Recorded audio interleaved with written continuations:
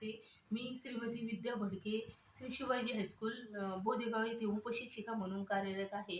तर आज मी तुम्हाला आकृतिबंध कसा तयार करतात हे थोडक्यात सांगणार आहे. तर हे बघा, इथं विविध प्रकारच्या आकृत्या तयार होतात. तर विद्यार्थ्यांना आपण हे सांगू शकतो, हा झाला काटकोन त्रिकोण.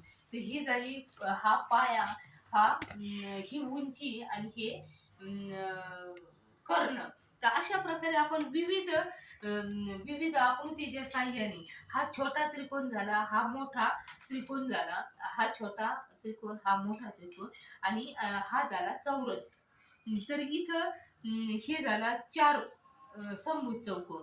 तर अशा पद्धतीने विद्यार्थी वेगवेगळ्या आकृत्या हे करून सावकाश.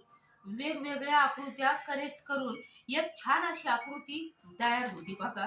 वेगवेगळे डिझाईनी तू तयार करू शकतो. इथं पण बघा, हे दोन हे केले मी आणि अशा पद्धतीने वेगळा असा आकृतिबंध मुलं तयार करू शकतात. तर आता हे दोन त्रिकोण आहेत. हे दोन त्रिकोण असं केल्यानंतर छानपैकी एक मोठा त्रिकोण तयार होतो. नंतर हा जो चौकोन आहे, हे चौकोन ह्या पद्धतीने जोडले असता आयत तयार होतो. अशा पद्धतीने आपण वेगवेगळं खूप छान वेगवेगळं डिझाईन करू शकतो आणि वेगवेगळं आकृतिबंध आपण विद्यार्थ्यांसाठी बनवू शकतो.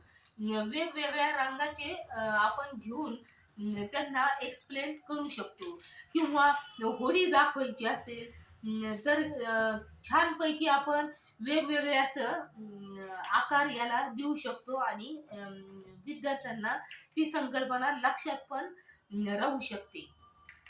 तर अशा पद्धतीने वेगवेगळे बॉक्स तिथे टाकून आपण वेगवेगळ्या आकृत्या तयार करू शकतो. एकाच रंगाचे घ्या किंवा वेगवेगळ्या रंगाचे जरी घेतले तरी विद्यार्थी छान आकृती तयार करू शकतो. वेगवेगळी डिझाईन तो बनवू शकतो. धन्यवाद.